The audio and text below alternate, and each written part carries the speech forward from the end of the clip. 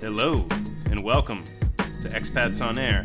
Today, we got a special guest, as we always do. It's been a few weeks since we've been on the air, but we're back with Shashank Gowda, an expat who lives in Taiwan.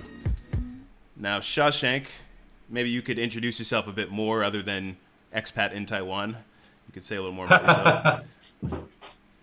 Yeah, I think Nate and I had actually a closer working relationship. I've been in Taiwan for a good part of almost 3 years now, a couple of months short of 3 years. It's been a good journey.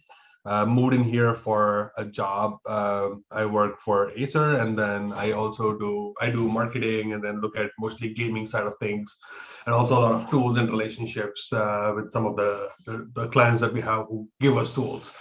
So that's part of my job. But then in Taiwan, being the COVID heaven that is, we have good food, good hiking. So that's basically what I've been indulging in the last 2.5, 3 years. Before this, I've been working for almost it's 13 years now. I never realized that. Okay, just over 13 years.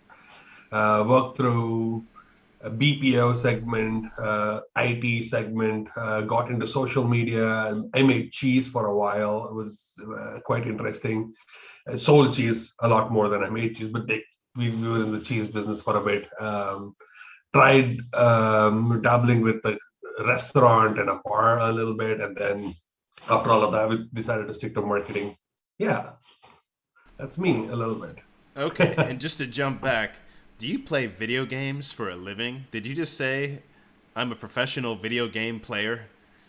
I did not say that, but I did used to play video games professionally for a bit. There was this, and this was like 15, 18 years ago. This was like really silly ages and this is also in India. You have to realize that the market in India is like very tiny, tiny. Their parents didn't like you to do anything other than studying, basically, right? So I had like a short career where I won regionals, but never got on to go forward because there was not the system didn't just support pro gaming 15, 18 years ago. It just didn't exist.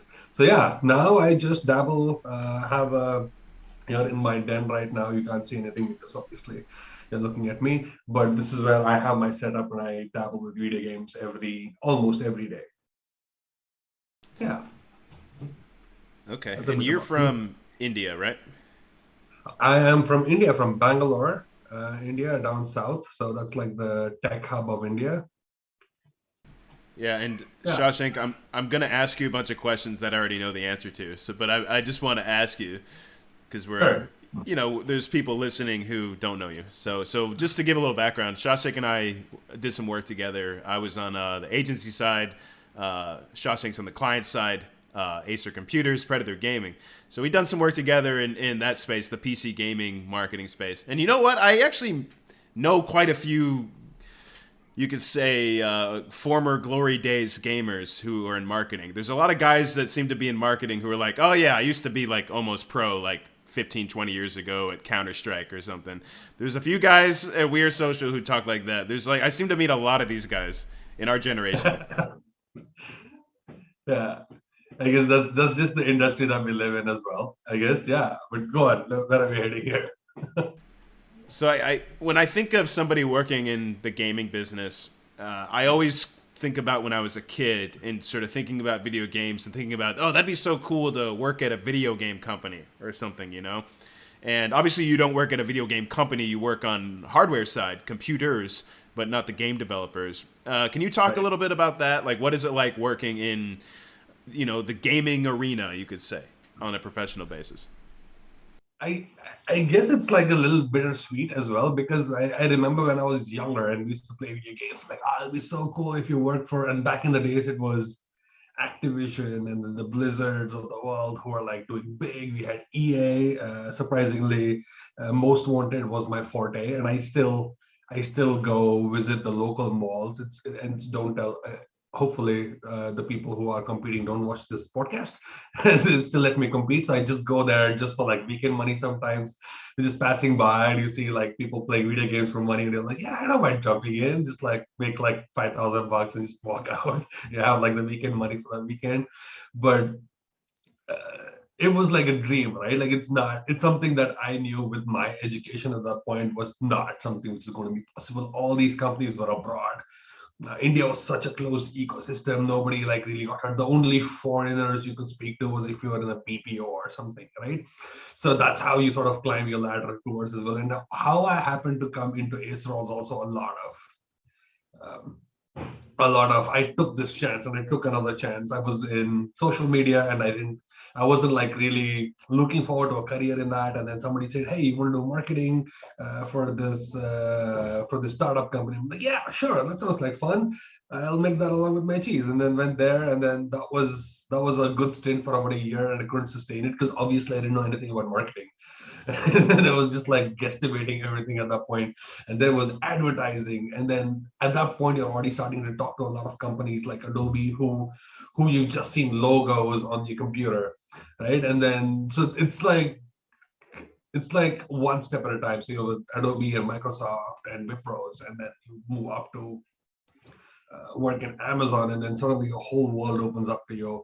Amazon also has its gaming labs internally, right? So they also beta test a lot of their games, and then you could be a part of that. Uh, it was like a good journey that you're like, okay, so I am actually helping out in the development of a game and the building of a game, and you're beta testing the game. You're actually trying to come up with the names for the games and stuff. So it was already a little. Um, a little bit of a dream come true back in my previous company. And then when they said, I want to come over to Acer, I'm like, yeah, I was with Dell before, and Acer is like another computer company, and I understand hardware a lot because I used to build my own machines and stuff like back in the days. I mean, there was no manuals. I'm like, okay, I guess this goes here, I guess this goes here, and then I like switch it on, and maybe it goes on, maybe it Did you, goes on. so you didn't have like a soldering iron? You're just kind of randomly soldering things together and be like, yeah, No, that no, should do it. no, it wasn't Okay. that crazy. Okay. No, it was just like randomly putting stuff together in the motherboard saying, okay, these connectors are different. It goes here. I guess if you push the button, it's supposed to work now. So basically, that's how I learned about the different components. And then Dell helped me a lot more. And then when I came to Acer, it was almost like, I was like fish in the water. It was easy. And then somewhere in the middle, they're like, hey, we're realigning. Is there like a discipline you want to choose? You want commercial, you want to gaming, you want to creators, and how are we looking at this? I'm like, yeah, definitely I want to do gaming. That's where I want to go. And then that's how we came to be. And that's also, I think, around the same time our relationship began professionally a little bit as well. Is when I came into the gaming team and I looked at the tools and stuff.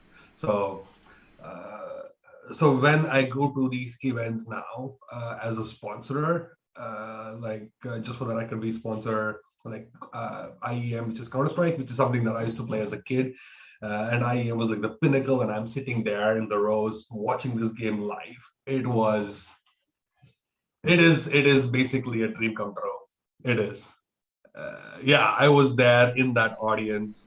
Um, I mean, not in that audience. Like the time I went was COVID, so it was like exactly 30 people in that stadium. But then Nate and I, we've been to a few of these events. Like I think one of the most memorable ones I have. I know we've gone to bigger ones, but I think for me the most memorable one was Japan Yeah. in Tokoname.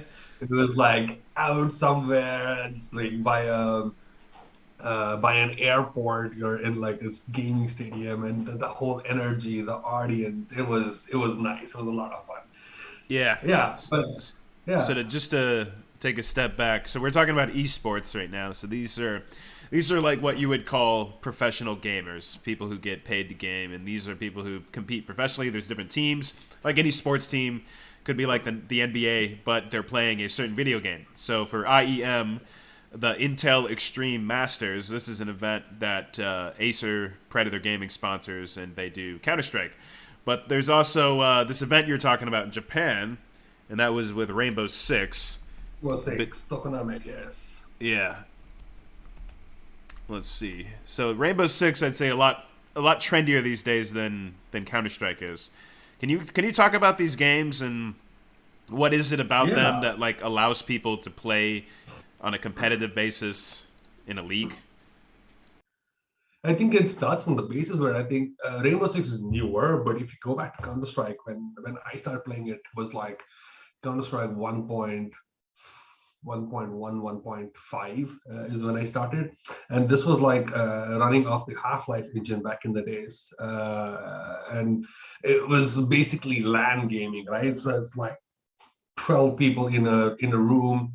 You had to draw, and whenever we used to have competitions, we'd have a curtain drawn behind us to separate the two sides of the room, and then used to be like a bunch of people just standing around. Prize money used to be whatever, like $100 or something, just something stupidly silly. But that was enough. We weren't competing for the money. Also, it was just that you built a team, you came there. These are first person shooter games, which means you have the gun in front of you, and then you're looking at a perspective if you held a gun in your own hands, right? And you're shooting people, and then you also have certain strategies you want to do. There are two bomb sites usually, or there's a hostage situation, and that's the basic premises of the whole game. So one team's like terrorists, one team's like counter-terrorist, one team's like counter-terrorist, and then you're trying to see who's able to outsmart the other team and win. This could be either by letting the bomb detonate, or holding the hostage for a long time, or just killing the other team, completely annihilating them. So these are all different mechanisms that you can win, right? So as you keep playing with different people have different strategies, and you start working with them to see, hey, like that was an unconventional move, and I have an unconventional move, which could probably work together to form something which people don't expect, and they will not expect to see us coming, and we will probably take that round. Uh, and then it sort of snowballed in. Most of my college days, I ended up destroying because of Counter Strike, and then as games evolved, I think Counter Strike became CS 1.5, 1.6. Then you had CS Go, which is the global offensive, which is being played. I think we also had Condition Zero somewhere in the middle, but that was not that popular. Yeah, so that was like the evolution of that game. It's still being played in IEM 15 years after, and I'm sure it's going to happen next year as well. So 16th year of playing competitively on a global scale, sponsored by Intel. Now, Six Siege is sort of a derivative of that. Now, it, you have the plain vanilla game if you want to take Counter Strike 1.6, and then everything other than that are layers on top of that base game. So Siege has like operators, have different powers and different capabilities, which is already something that CS had, but just in terms of looks. Here, just the capabilities themselves change. You have like things to help you find out where they are, like peeking, spying on them. You also have obstacles. These aren't all just layers laid on top of the vanilla base game. So essentially, all you do in competitive FPS shooting is just find the other person and kill that person. It's as simple as that. I guess there's a comparison with in real life sports. There's home team and away team. There's usually this like defensive team and offensive team in at least Counter Strike and Rainbow Six, right? Very, very similar, yes. But both of them are playing the same game against each other, I Yeah, I guess. guess it's almost like American football. There's you take turns being on the offensive side or the defensive side. It's very structured. It's not like basketball where it goes switches back and forth on a whim. Yeah. It's kind of set and regimented. Now these events they usually have pretty young guys competing. What's the usual age range of like an esports player? I think for Counter Strike and stuff, I've seen a little bit more experience coming. Where I've seen, I will use this word with caution. Where I've seen stupid ages, stupid is the word I would use, is LOL. I've seen people who are like 14, 15 who are playing for $1 million US at a global level, competing in front of 30,000 people as, at 13 years old. And I'm like, what is this guy made of? Like, this is, for record, I think one of the biggest sporting events, which we used to sponsor until 2018. And I happened to be in LOL in Korea. It took me a month of traveling in Korea just for this event, and it was insanely good.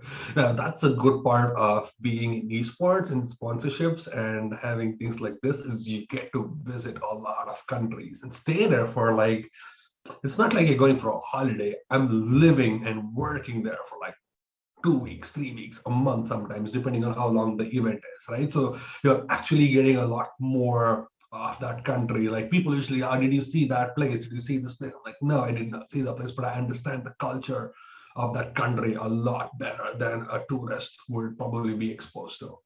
Right. So that's where you understand why this game is even so huge in Korea. Like people live and talk about this game. They dress up. They are crazy. This was the scale at which that you're looking at, and people talk about that guy who won Burza, I think, for Fortnite, the guy who won a few million bucks, right? Yeah, in the These U.S., right? guys, I found out on the back end, they have sponsorship with Balenciagas and Louis Vuitton, and they have contracts with Mercedes, who are also the sponsors. They have Citibank credit cards because they have Citibank sponsorship. Like they don't spend too much money in their life at all on top of making money. So that's basically how your net value goes up like exponentially when you're playing games like this because your food is taken care of, your computers are taken care of, your travel is taken care of. Like most daily basic things that you want to spend your money on is taken care of. So it actually becomes a very lucrative space to be in. And when you look at people who are like 14, 15, 16 years old, they're like, you've not seen life. And this is the way you're getting to experience life from the time you start earning. I think it's like a big, it's a huge impact on a lot of these people's lives, given that Yeah, these are the things that they have a specific skill set in. I think we have like the child star phenomena. That's like a well-established trend, you know, like or a child star. They really blew up when they were younger, but then when they were developing, they had some issues because they didn't have like kind of a stable home life growing up. I wonder what we'll see with esports players. If we'll see anything like that, you know, if there'll be like a general trend in terms of the people whose whole life was games, and then they made a bunch of money off of it, but then maybe they got too old. Maybe they weren't a very good streamer or something. They couldn't like carry it on. You Yeah. know, what are they gonna do next? And that's with every industry, right? Like if you look at the kid from Home Alone, I keep forgetting his name. Uh, Macaulay uh, Culkin.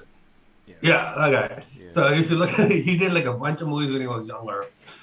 I'm not saying he's poor or anything. It's just that I think his daily life became completely different after he was like 20 years old. Like you still ride that wave till you're a little more older because people are still recognizing you.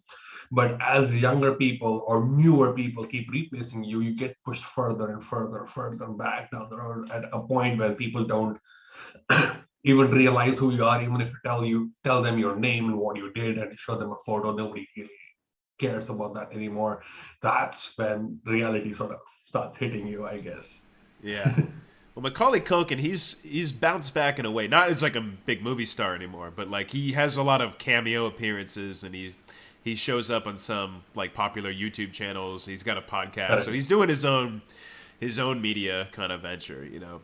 Right. But there is kind of Yeah, but this cliche when you look at esports, where a long time ago your parents told you not to play games and because it's a waste of time, but then now there's kids who dedicated their lives to it and then they made millions of dollars, so it right. does pay off if you're really good, if you're that top, 0.000 whatever percent, of gamers. You can be rich from this. And No, any but thoughts on that?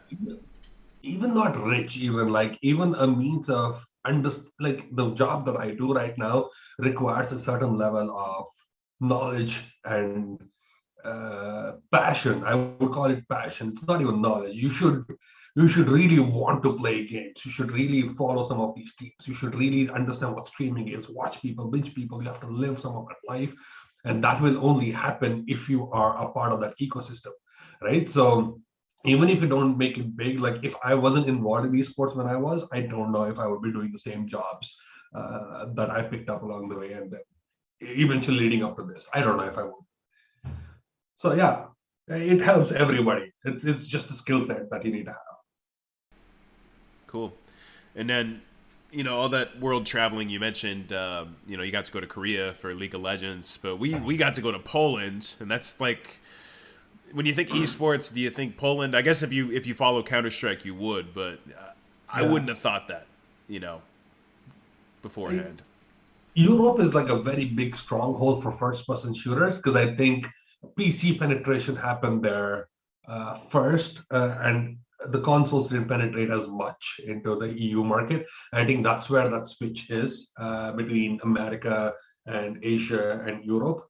And all of these, so like you had like the consoles and the TVs of the US, and then the handhelds from mostly Asia, and then you had like India, Middle East, and Europe, like looking at PCs, right? So you can actually see these markets very, very clearly and differently, and that's how Europe has always been like a stronghold for first-person shooter games, even from, and there's a reason also why uh, IEM has been happening in Poland for 15 years now. Like it's crazy, like the amount of people who come there congregate on this one old mining town whose only claim to fame I think at this point is that IEM stadium that exists there, and then it's just the whole city just sort of wakes up and becomes very energetic. It's I think it's at a different epic level, but you also see this where you see a little bit of the older crowd also come in. You don't see those 12, 15-year-olds who are playing this game anymore. You're looking at 15, 18, all the way to 45s because the game's been around that long, honestly. And that builds up a bigger fan following, a larger one. And I think that's what makes a bigger difference for IEM. Cool. All right, well, jumping over to another topic. So you've been in Taiwan a few years, and you're Indian, and I used to live in Taiwan. And one of my first friends in Taipei was a guy from India. It was a young man, and so there used to be a lot of Indians in Taiwan in the '90s. And would you say that is the case today? That's not surprisingly. That's not something I've actually dwelled deeper into. Right? Like as far as I know, we have about 3,000 Indians and 3,000 to 4,000 Indians in Taipei, and about 6,000 in Taiwan overall.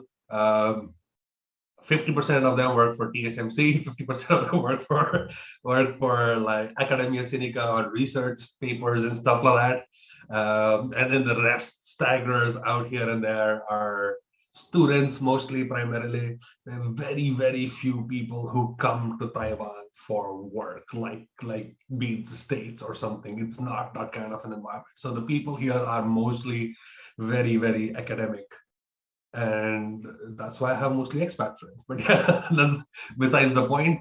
I do definitely think that the scenario is changing, and then the relationship with India and Taiwan is also a lot better than what it used to be before. People didn't even know what Taiwan was. Like whenever I used to tell people I used to go to Taiwan, they used to hear Thailand. I have no idea why. It's it's very Thai, funny. Thai People didn't something. even know it exists. Go on. Thai something. I was just saying that. Like, if they've heard of a country that starts with Thai, it's got to be Thailand. Yeah. What else would it be? Yeah. So they didn't even know this existed. So now people are more aware. And then I also keep in touch with people. And I've traveled a bit in my days as well. Like even with my previous job, I was in Berlin for a while, and then was in UAE for a while.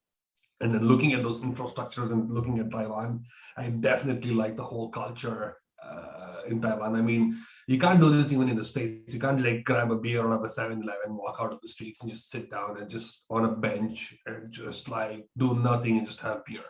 Nobody's going to come talk to you or mess Well, with you. You just have your own time. if you're homeless, you could do that. I bet. I bet you could get away with that in America. You know. I mean, it's definitely something I've seen before.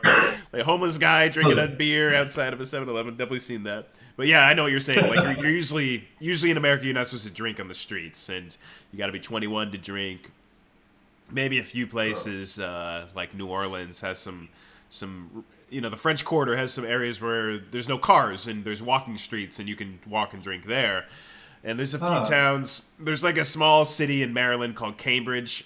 It's on the eastern shore of the Chesapeake Bay. They have a street that they close off and you can drink out in the street. But it's not like a normal thing you find, whereas Taiwan, it's very relaxed.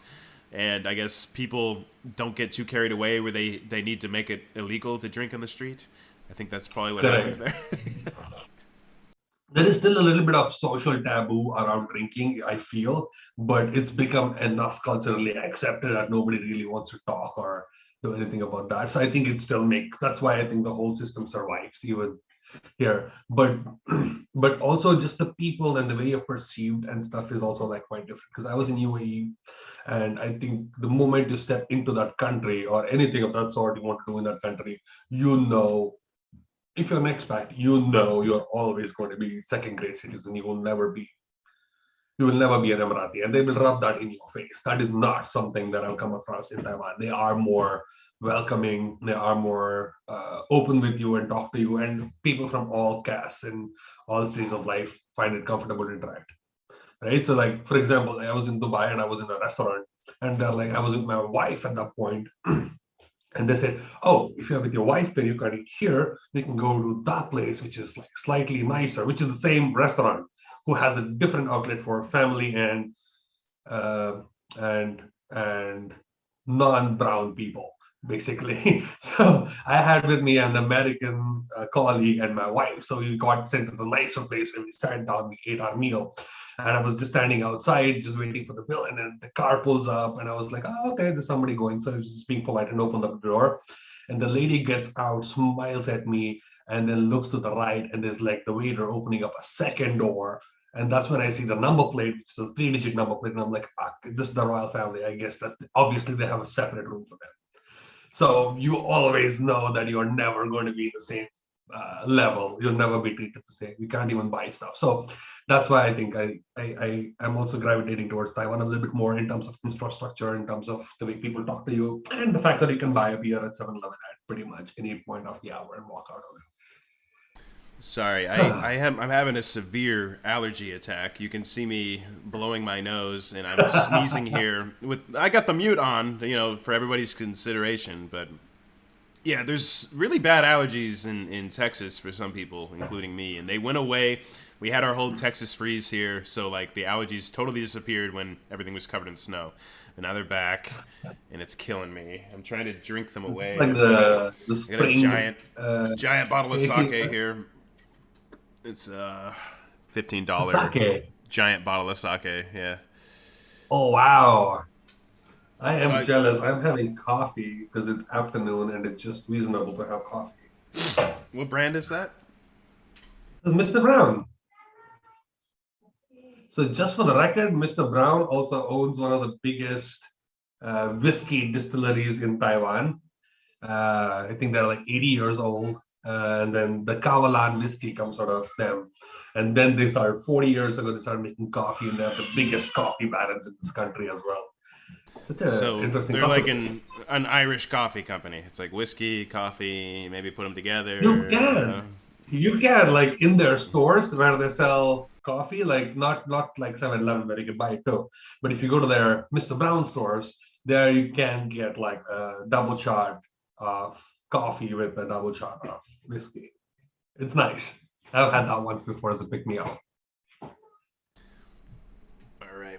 So I asked you if there are a bunch of Indians in Taiwan, and I know the ones in the '90s because a lot of them who lived there, these families that were there, and they were there in Taiwan for a long time. Their kids grew up there. Their kids often end up working there, but a lot of them moved to Hmm. Guangzhou in mainland China. So Oh, quite a few people from South Asia and Africa, for that matter, in that part of China. Have you been over there before? never actually. I've never been to China at all. Like even when you guys were coming on board, I never came there to like invite you or anything. I have no idea why, but then I just never felt like I needed to be in China for some reason. This giant country. It's right there, right next to you. You could just hop on an airplane, 1 hour and a 45 half. minutes. Yeah, you could go to Xiamen. You could check out the University of Xiamen. I don't know what else to check out in Xiamen. I'm sure they have much better beaches in Taiwan than they do in Xiamen. Probably, but like usually, I don't know why. I just never had the urge or the inclination of, like, oh, I need to go see China. Like I've seen I've seen stuff on like traveling shows or movies and channels. I'm like, I was in Japan. I'm like, yeah, I'm gonna live in the middle of Shinjuku. Like that's the decision I made. Like I know it's tiny, cramped rooms. I know it's super expensive, and I was like, there's an aspiration to go there, right? Because it seems nice. That's not something I don't know. I've seen nice things about China, but I never wanted to go there. I have no idea why. Well, 45 minutes away. So there's a bit of a conflict going on, right, between China and India nationally, border yeah. on the border. What's going on? Or if you're not comfortable talking about this, we can also move on. We don't need to talk about this. I don't mind. I Yeah. won't go into the political aspect of it. That's Mm-hmm. completely different. I will probably look at the facts as they are. I didn't. I wouldn't call myself an expert on the subject, but it's like a skirmish which has been going on for like years and years. Like even during the time of independence, like 1947. Like this is like such a long time ago. Even then, they had like border disputes saying, okay, you're here, but you're actually here. There's different claims from both sides as to what part they occupy. So there's an actual international boundary, which is like slightly bigger. And then there is like a line of control, which is more like a triangle. So they have like big halves, which is shaved off.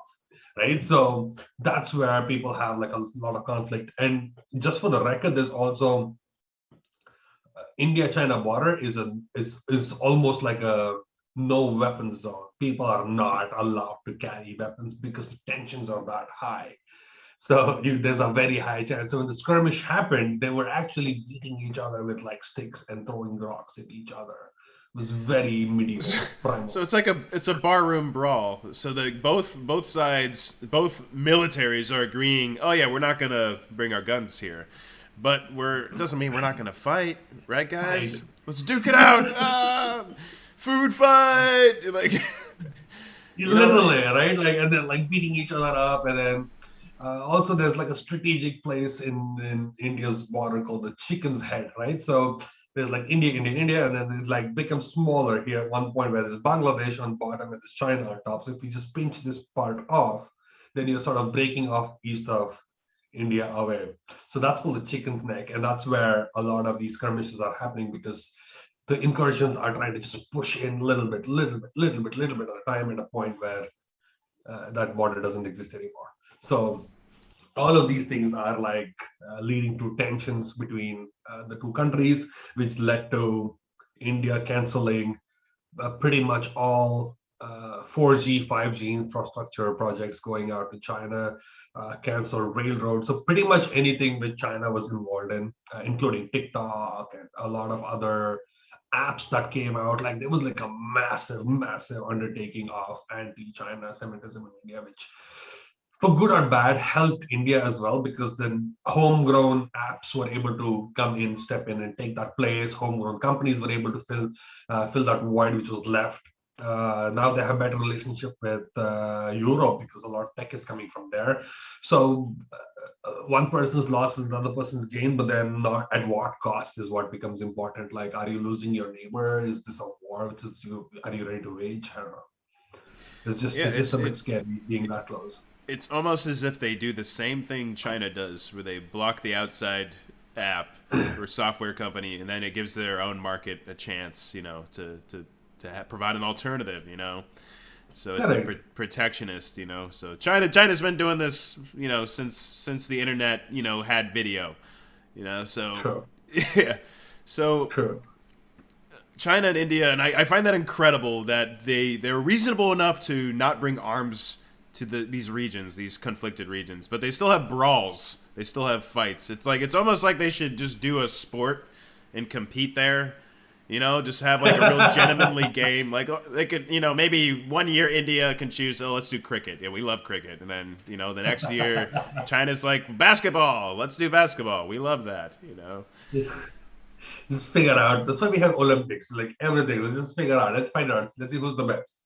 India still sends a big consignment, but I think the tensions also are more deep rooted in the territory because we've had like quite a few wars with China as well back in our history, and then the propaganda machine uses that factor to create hatred for I wouldn't say hatred. I wouldn't even go that far, but this is going to political territory, and that's why I'm not like very familiar or very big fan of that whole tactic.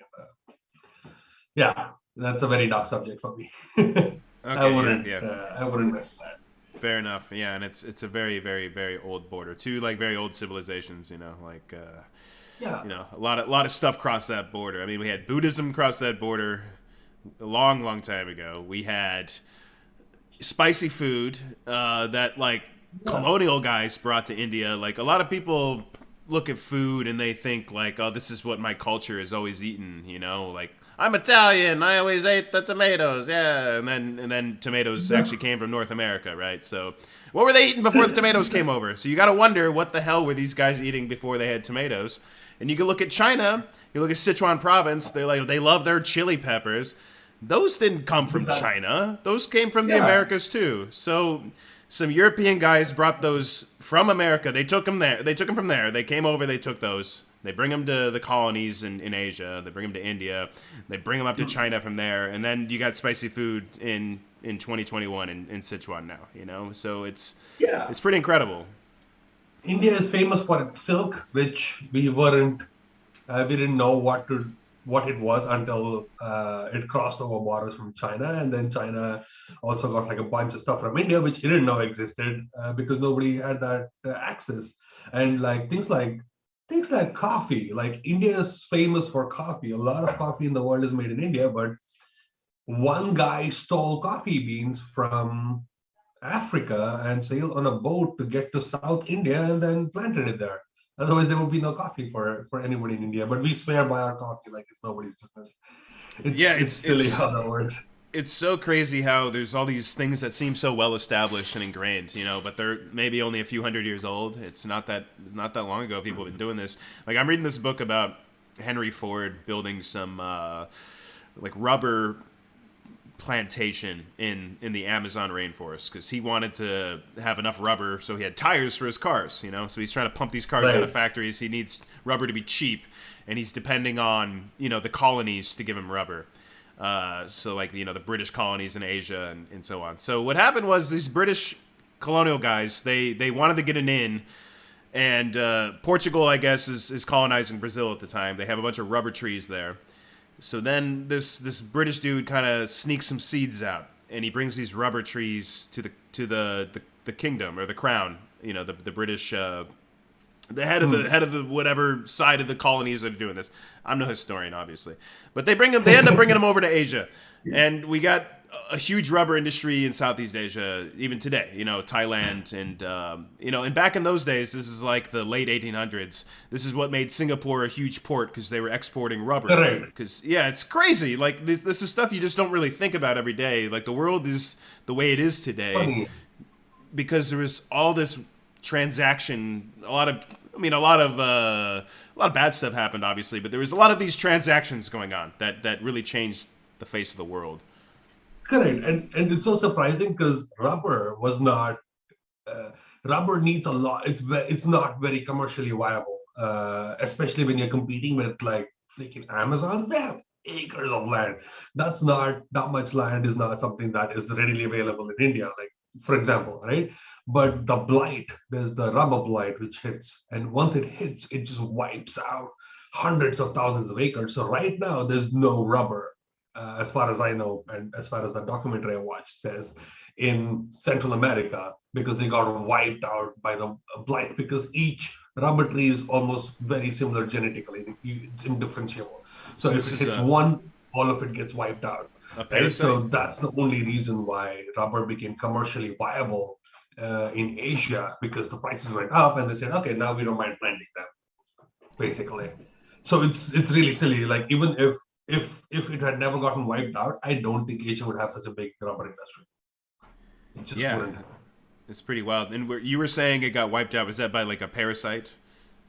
Yeah, it's Yeah. called the rubber blight. I don't remember what the exact term is, but like most of my wife's side, they own acres of land in which they have rubber trees. There is like a 7 year lock-in period where they let the tree grow, and then you really start making money, basically.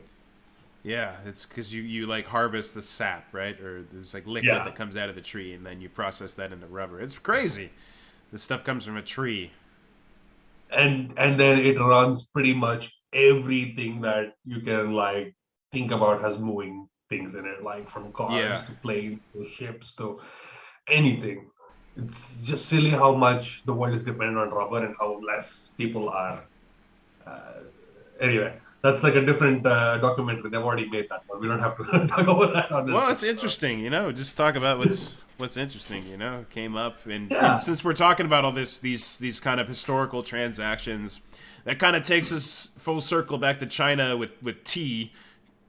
China developing tea, and then nowadays India is famous for tea. I mean, obviously China's still famous for tea, but India wasn't famous for tea 1,000 years ago, whereas it China was might the have been. British. You know, Yeah.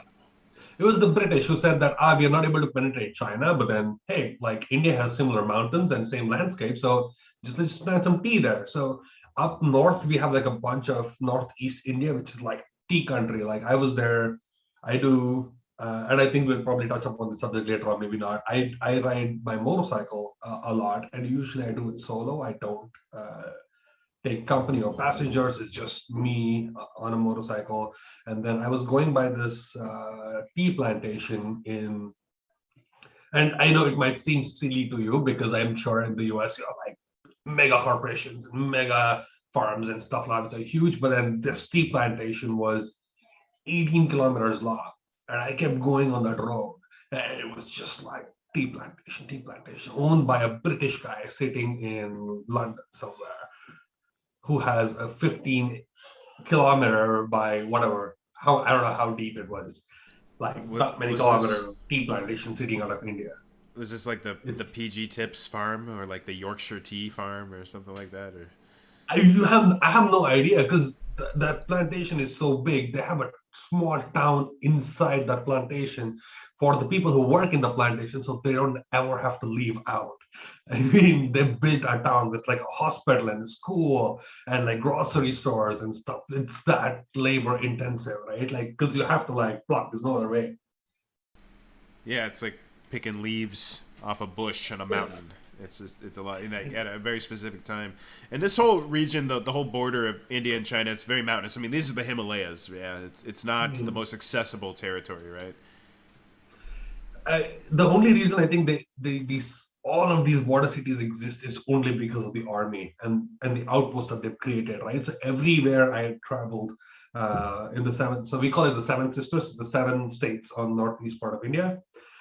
Everywhere I've traveled, it's all built and maintained by the army. It's called the Border Road Organizations, and they've built roads into like insane places. Like at one point, I went through 14 or 15 tunnels carved into rock, but then they were all C sections. It's not just like C, C, C, C, C, right? Like because it's like one space open, but they had to like carve it out in the middle. And you're driving through these roads. And I've seen some of these fine examples in China's roads, and they're like famous there because it's the same degree of skill required to make it in India as well.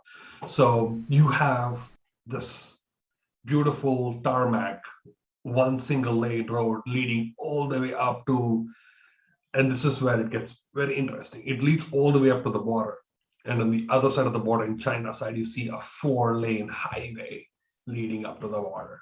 And you have a single single lane tarmac, and I'm like, shit, they can mobilize better already.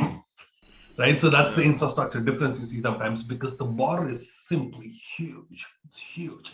Because China just has to worry sometimes mostly about India and some parts of North, but India also has like Bangladesh, and then you have Myanmar, and then you have, that's why we have Nepal and Bhutan as like sort of the buffer states between India and China to sort of give us that little bit of comfort. But you can really see the culture change from as you go from south of India to north of India to east. It's more matriarchal. Women wear the pants, they do all the hard work, they take care of the family, decisions made by them. Men are considered people who give you a baby and then go to a bar and drink every day. It's basically what I saw like in the mountains. It was surprisingly yeah, eye-openingly funny. I've heard a lot of that in Tibet too. Like that, there's some similar behavior. Not Yeah, saying it's very not saying. matriarchal. Yeah, I've heard, there's a lot of the minority groups in China that have these matriarchal societies that are kind of like that, and then it's usually what the guys do is they're just like kind of chilling and getting messed up and just vibing together, and I guess it works. Always, they're just hustling for a living and stuff like that. Whereas more stable and hardworking jobs are like management and stuff.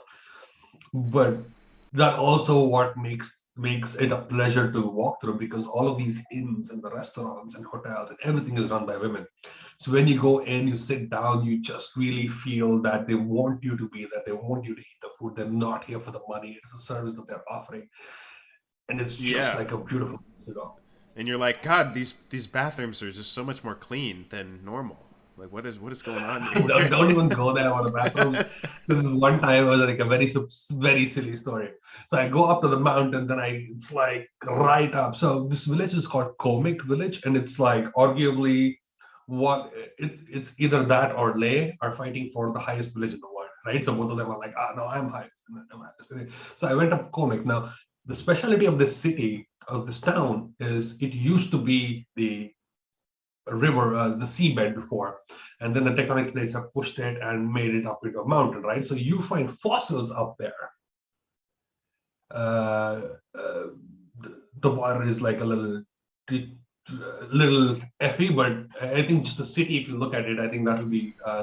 It's called Yeah, let me pull Komic, that up. Komic. How do you spell it? Yeah, Say again. Komic, Komic Comic. city. Yeah, India. Yeah, Oh, yeah, comic. that's the one. All right.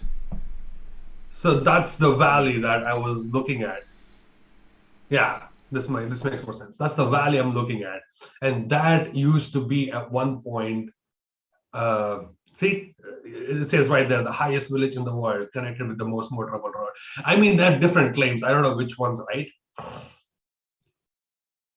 It's like 114 people live there, and you actually get like fossils in the ground.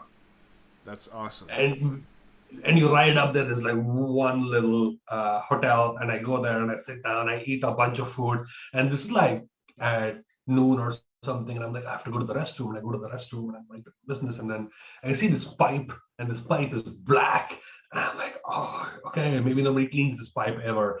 And then there's a lighter there, and I'm like, oh, okay, this guy's smoking in the bathroom too. So I just take out my cigarette, I light one up, I'm just sitting down, and then I open the tap to like put the water out. There's no water coming, and the tap's like frozen solid, and then it all suddenly makes sense, the lighter, the black pipe, and then I start heating up the pipe with the lighter to like melt that water which is frozen in the pipe, and then water just suddenly rushes through, and you're like, oh, now I see it, and now I have to wipe my ass with like frozen water. So a it's very manual system it's there. Just manually yeah, unfreeze the pipe. Yeah. yeah, because he said this place is only open in summer, and then winter they just shut it down, and they put like literally they cover it with hay and a tarpaulin, and they just leave. And they come back the next year and just open the tarpaulin and just excavate the whole thing out of there again. And just use this hotel. It's very interesting. But Yeah. So yeah, when you were talking about the tea, you brought up your motorcycle hobby lifestyle. You could say. Let's yeah. get into that though. That's a nice segue to take since this is why you were in these places, right? You're on motorcycle trips. Yeah, it was so silly because I think I started riding a motorcycle, not a motorcycle. I started riding scooters when I was like maybe 12 years old, I guess. And then it was my mom's scooter. It was like 60 cc, whatever. It got the job done. I had wheels. I used to go have tea and coffee and stuff like that when I was 12. It was nice. It was cool. And then since then, I only had scooters until I was like maybe 18 or 19 or 20, 22. Until that, it was just mostly scooter. And then I had a big accident. It was raining and I was going up a small hill to get to work. And then I can see it's wet. I go up and then I realize somebody's had a fall. It's all oil. I slipped and I fell. I go over the hill and see like 15 scooters all splattered around the other side because everybody's gone up and then flipped around and just like splattered. So that's when I Jeez. lost my scooter. I didn't lose my scooter, but I didn't have access to it for like a couple of weeks because of major damage. And I borrowed my brother's motorcycle. That was my first motorcycle of my life. Like I had learned how to ride it, but I never had one. So I used this for like 2 or 3 weeks and I really loved it. And it sort of like it just came to me. I was like, yeah, it was natural. In 2 weeks, you're able to ride it very, very confidently. So that's when I said, I've read about these people doing mountain trips in the Himalayas. I want to do that. And I had a friend who quit job to go back to his so we were all in the BPO together. So he went back to his hometown to start a motorcycle rental company. So I was like, can I rent one? He's like, yeah, I'll give you a discount for you. I'm like, sure, that's a good. And that's how it started, with a discount. He's like, I'll give you half price. I'm like, that sounds like a good deal. And I went there. I flew to Delhi, and then I took an overnight bus into Manali. And in Manali, I went to his house. I stayed there for like a day, picked up the motorcycle, rode around the town. And then the next day, I started riding towards the mountains. It was insane experience because this is my first ride of my life. I've been riding motorcycles for 3 years or 3 months at the point, and then I'm riding up the mountain, and then there's like a big queue, and I look at the kilometer. It says 13 kilometers to the pass, and then the pass it's the highest motorable pass in the world. And this is just like the guy who's just picked up his motorcycle. I'm doing stuff like this, which is like incredibly insane for me. And then there has been a landslide, and the pass was closed, and I'm like, this is not even day one. This is hour one of my motorcycling expedition, and I can't already go forward. So I quickly pull up my Google Maps. I'm like, I can go around the mountain from the south. Okay, that sounds fun. I just put it on, and this is why I like doing solo ones. I can do that decision. I turn my motorcycle, and all of this took like 4 minutes of decision. I turned my motorcycle, and I just started going down south. Went around the mountain, down like below in places that I would have never gone to, totally unmarked, unplanned, just staying wherever you are. That really opened up, like, because the route that I was trying to do was very, very commercial. This was like a very colloquial, regional route. It was so much fun. And since then, I keep trying to go back and do that more and more. And then that's where my whole thing about motorcycles began. I picked up, I had a couple of Yamahas at one point. I had a KTM, and I had like a 170cc scooter. I had like a bunch of vehicles at home. And now in Taiwan, I just tried a Ninja, which is nice. Himalaya, you should, yeah. Yeah, That sorry, is the one that I rode, the Himalayan from Royal Enfield. Wait, It took me this is actual brand name. 2,200 kilometers. I just wanted to be like motorcycling in the Himalayas, but this is the actual brand. This is the actual, so this is the Royal Enfield is the company, which is a British company which makes motorcycles in India. And that's the motorcycle I used for my latest expedition. I did 2,200 kilometers over 10 days, covering, I went from China to Bhutan to Bangladesh. All of these are borders. Only Bhutan I got into, but all of the other ones were just touching the borders and coming back. It was like, and this is like a seriously good motorcycle if you're going up the mountains. But if you really want to look at it, you should put Leh motorcycle, Leh. Leh. Mhm. Sorry, I'm about to Leh. sneeze again. Oh. Leh. Sorry, that's Yeah, anybody the wearing fourth headphones. option. I apologize. That's okay. The fourth option down.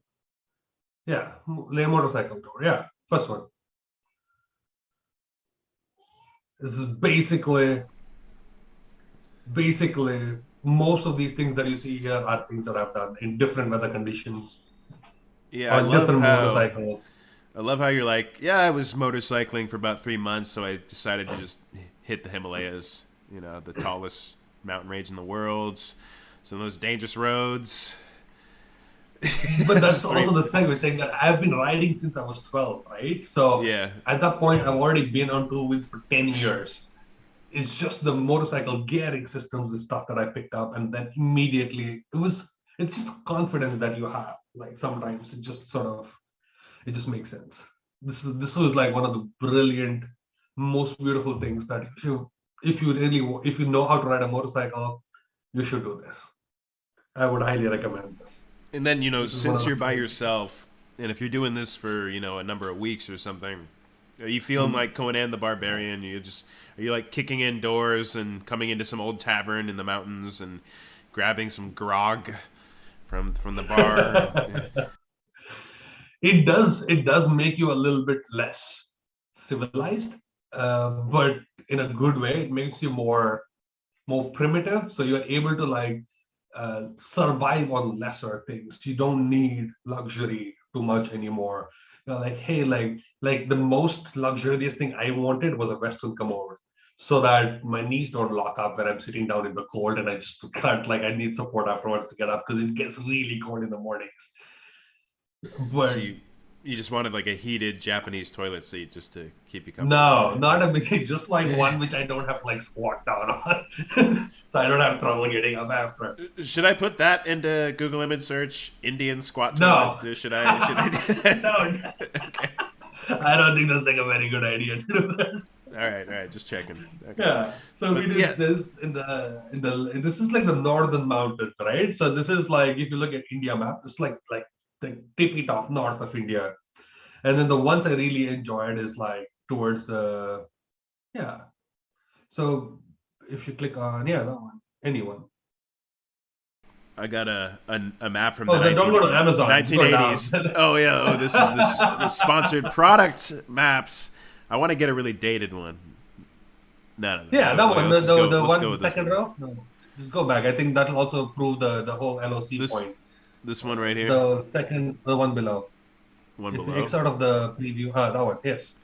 All right. So that's basically, you see the stark contrast on the left side map and the right side map of where the top of India looks like. Trying to zoom in and it just Google's making it smaller. What the hell? Google, the images are like a little weird. So that's like the whole line of control. You see that China occupied India on top, and then Pakistan occupied LOC is the line of. So that's like the conflicted area. So Leh is the one you see right there. That's Right Leh. there. That's one of the highest roads in the world. Now, the other city that you looked at, which was called Komek, is towards the right side. So if you go scroll to the right a little bit, more, yeah. More. No, the Komek's also somewhere there, but the other one I told you, which I did, was next to Bhutan, the whole region there, Dibrugarh, Kohima, Silchar, all of that region is the second trip, a third trip I did there. Yeah, that one. So it's the same mountain range which comes all the way from up north of the Himalayas all the way till down south. So I've done Leh, I've done Nepal, and then like mostly most of that territory. It's beautiful. So Yeah, this I'm this planning to put area, one like this is definitely something I don't think about a lot. Is this little territory right here? There's a patch of India between Nepal, Bhutan, and Bangladesh, and that's very mountainous. Yeah. So is there? that's the chicken's neck I was talking Oh, about that's the chicken's earlier. neck. Okay. So is there? That's the chicken's neck. How tight is the border control there? Actually, we have not much because Bhutan and Nepal gives you a huge buffer, and keeping them independent with India, the relationships are quite nice. So that sort of gives you a little bit of thing. But nobody really drives there. Like usually people fly over because it's just a pain, and it's cheap. Flying in India is so cheap. Like I can go from Bangalore down south to all the way to like the northeast, whatever you look at, Itanagar or Deshpur that you see there. I probably will spend 50-70 bucks US just flying there. It's nothing. So I'd rather fly than actually take the car, right? Yeah, I've been to India once, and I went for work for a Chinese client, and I was actually talking about my wife. I was telling her about this story today. We were driving somewhere, and we were just talking. So I went to do a training mission for a Chinese smartphone company's various marketing departments in some in India, in Kenya, and Nigeria. First stop was India. No, there's supposed to be this like very well experienced traveler from the client side coming with me. He was almost going to be like my handler, and he gets really sick the day before the trip. So they booked this other guy to go with me who's never left China before in his life. He's a Chinese dude who's never left China. He's also an extremely timid person, like unusually timid. Wow. And he was sent to go with me as my guide, and of course, I ended up being his guide. Like I was holding his hand, bringing him around. And Like literally, which city were you in?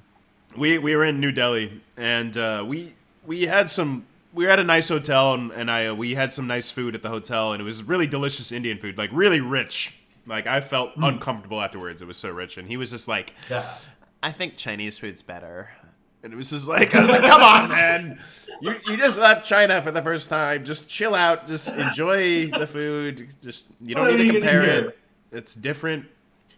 And so Yeah. that was interesting, but we took a domestic flight. We because we were flying to Kenya next after Delhi, so we flew from Delhi to I was about to say Bombay, but Mumbai, right? Mumbai. Yeah. Mumbai, Mumbai. yes.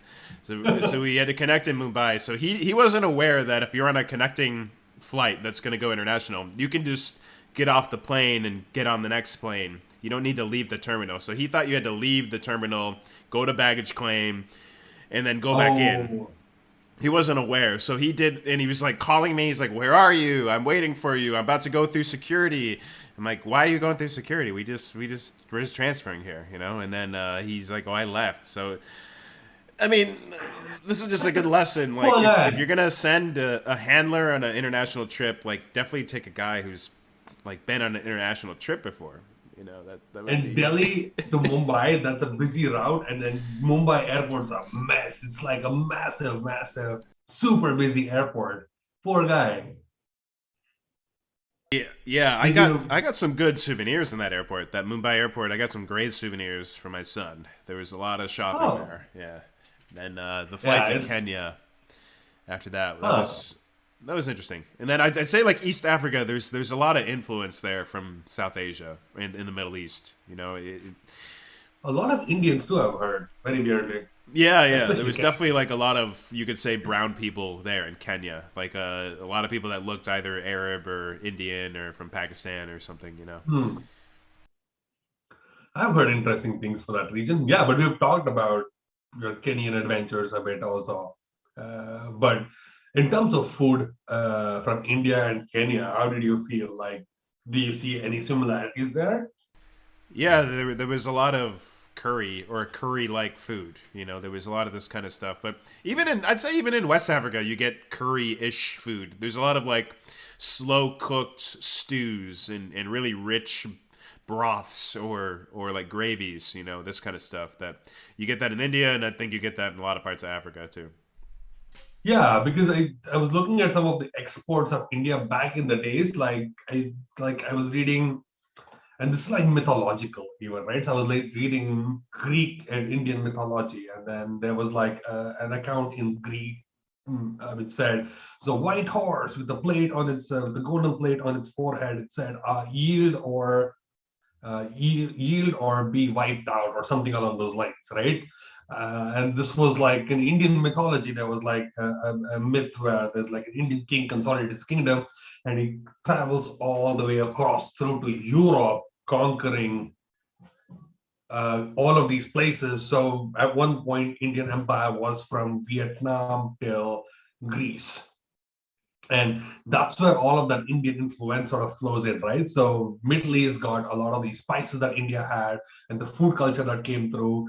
Vietnam got all the Buddha statues and stuff, like that's where it comes from. Thailand got its Brahma temples and stuff like that. So uh, that's where that influence flows down into Africa, and that's when I also realized I was in the US, and I was like, I want to eat Indian food. I want to eat Indian food because it'd been like almost 3 weeks, and I can't cook, and that's my bane. I always cook. So I actually ended up going to an Ethiopian place and had like some good Indian-esque stews and food and dosas and stuff like that. It's so surprising that substitute for Indian food is Ethiopian. Yeah, yeah. There's a lot of the African diaspora too, like in Jamaica. Some of the food there you could say has some similarities. Like jerk chicken, I think has some very curry like Yeah, aspects. You know, and then I find a lot of Caribbean people are shopping in some of the Asian supermarkets. You know, to buy some ingredients for some of the dishes that they want to cook at home. You know, there's a lot of these just generally people from overseas shopping in the same places just to get like those special ingredients. You know. correct. And that's a very surprising thing you brought up also, because in Taiwan here we have Indian store, but like as most Indian things around the world, they're all supremely overpriced, including labor. So the hack is to go to an Indonesian store and buy goods from there because they're not overpriced. They're priced reasonably cheaper, but they're very, very, very, very similar, like 95% similar to what you want.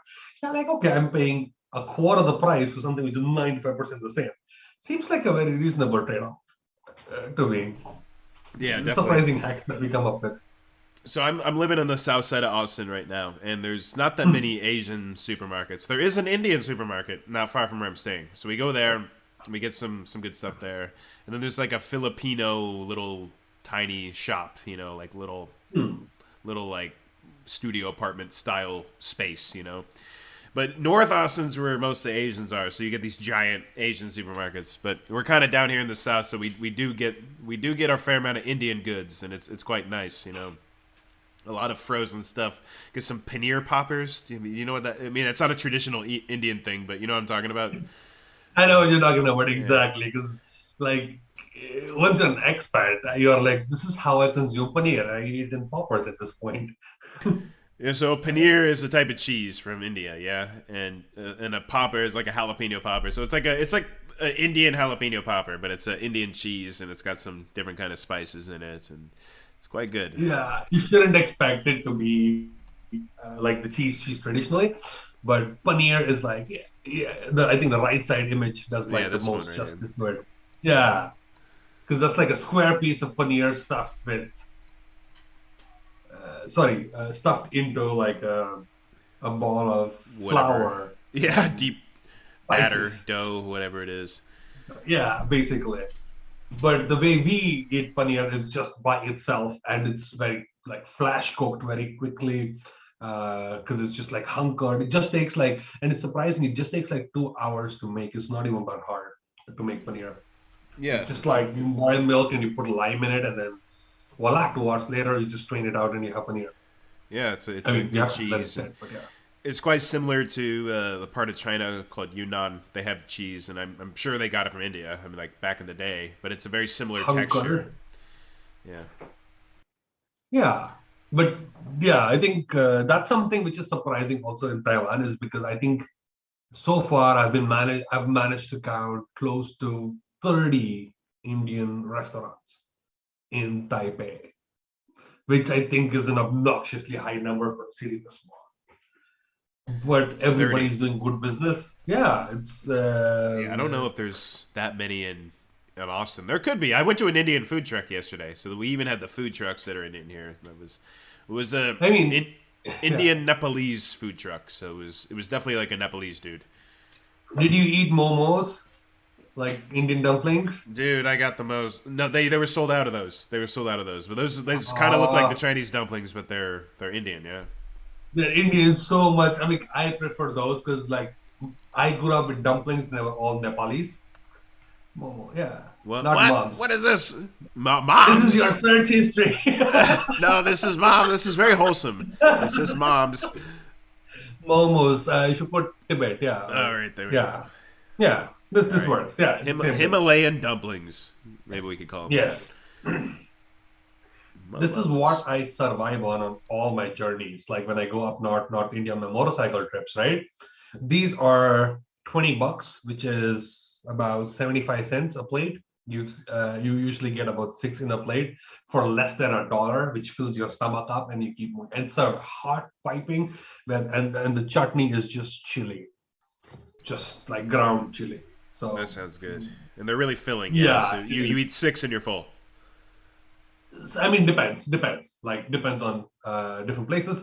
Usually, I go through two plates. I don't eat six now. I'm a big boy, and plus, also the cold really increases the amount of food that you take. It's like insane. I used to double sometimes how much I used to eat normally if I'm down south.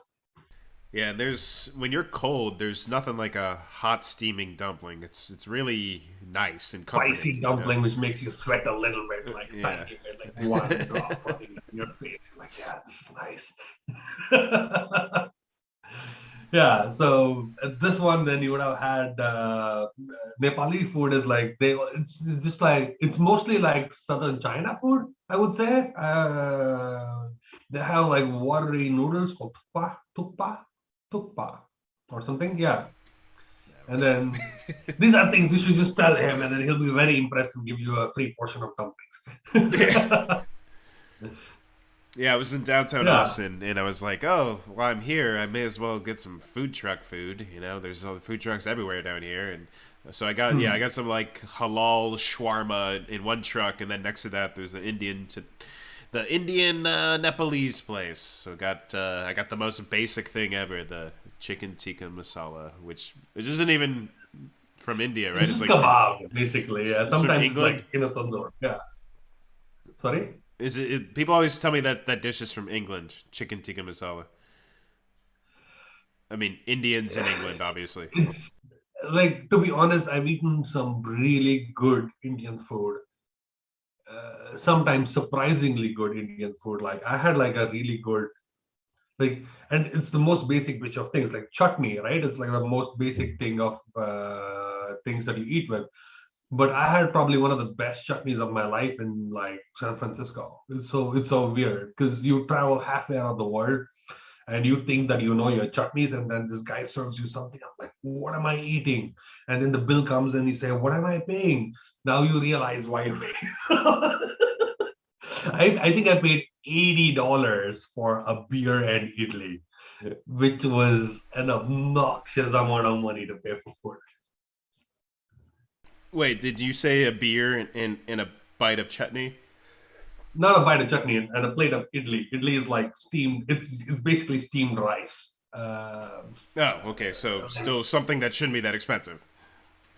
Yeah, it's like usually you buy 10 idlis for $1, and I had three of them for 80. It was silly, but it was nice. It was surprisingly good food for somewhere outside India. But that's also something that I enjoy being in Taiwan is because you have access to all these places. People respect you, and then every time I'm in a taxi cab or something, people look at me like, "Where are you from?" And I'm like, "I'm from India." Oh, you're smart people. I'm like, "Thank you, I guess." I don't know, You because must be everybody a they see professor. they all think like you're an engineer. Like turns out, whatever. Like I'm like, yeah, engineer. But like I don't tell them I'm marketing, but whatever. That sort of will let them. Well, you Uh, could be like, I'm a communications engineer. You know, no, it's I'm just more kind like of information give scientist. give But marketing a new name. yeah, no, we already have enough stereotypes. I don't need to add to that. It's fine. Yeah, So that's kind yeah, of funny though. Like this, you get treated differently everywhere. I think in mainland China, you would probably get a much different reaction. Like people are not going to think you're so academic or something like that. Like I'd say there's a lot of racism in mainland China towards Indians. Like definitely, like a lot of like very casual racism. I would say. what's the image? I don't know. Like, Well, there was what do this. you think it needs to look like? Like a term, like a slur called asan, and I remember there's like a hot pot restaurant in downtown Shanghai that I used to go to, and there was like an Indian guy that would make like he would make roti bread. Hmm. So it's a Chinese hot pot place, but there's an Indian dude making roti, and then like I remember like this Chinese person I worked with was just like Asan, like get up, basically like calling him a slur for an Indian person, like to get his attention. It's basically like saying, like if he's a white guy, it's like, hey cracker, get over here, come on, yeah, let me get some of that Wonder Bread you got, But it was it It's was it's more roti bread. like Assam is the district, right? So I think that's where a lot of people came out of. It's more like calling a white guy, "Hey, you Texan, come over." Like generally, Oh, basically, that's I that think. must be what it is, because I don't know what Yeah, Asan. It's not like it's a Chinese word, but it's like a sound. It's like definitely a foreign word that they're transliterating, but it must be the region of correct. It's Assam, right? region of Assam, which is down south into there, and that's where a lot of people went out of because they all have very similar, East Asian features, right? So they also blend in a little bit more, right? But as soon as you speak to them, you know where they're from. But if you don't, they look East Asian. So that's why I think they have that infamy around them a little bit. Yeah, I can relate to that. Gotcha. But Yeah, and then but when I was in, I think when we were in the US, depending on which city and what part and what car you're driving, people are giving you different vibes. So when I was driving my rental, I had a different vibe. When I was in Uber, I got a different vibe. So it's just basically people know that, like, at least in the US, there's like a whole range of Indians everywhere. So they're constantly trying to figure out where you fit Wait, a most different time. what? Wipe? You said different. No, a different car, depending on Oh, what car, what part of the city you were in, and what car you were driving. I think that's oh, where a okay. lot of Yeah, yeah, I got you. It's yeah. just class oriented. You know. Yeah, yeah. So they want to know where you stand, what you do. So based on what you drive, that's where I mean that's the only information they have, to be honest. I Yeah, guess so. That's where they're getting it from. I guess we could jump straight into the cliche topics. Is the caste system Sure. in India?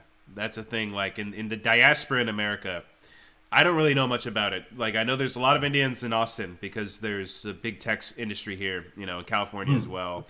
And I was on Telegram the other day, I noticed there's a feature of like groups nearby, and you can see if there's group chats that are like nearby you GPS wise. And there Hmm. was one Hmm. that was Hmm. like Desi's in Austin, DESI.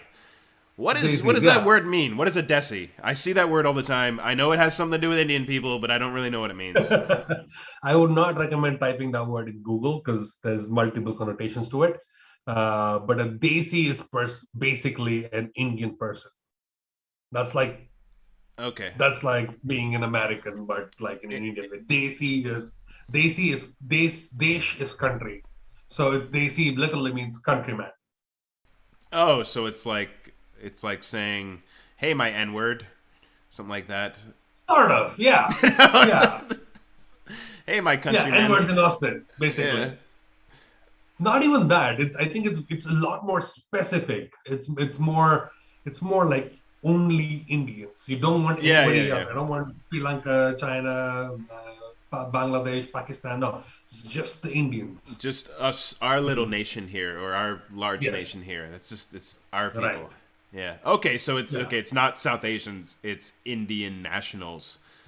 very specifically Indian nationals only, not Okay. Pakistani, not Sri Lankan, not Nepali. No, it has to be Indian.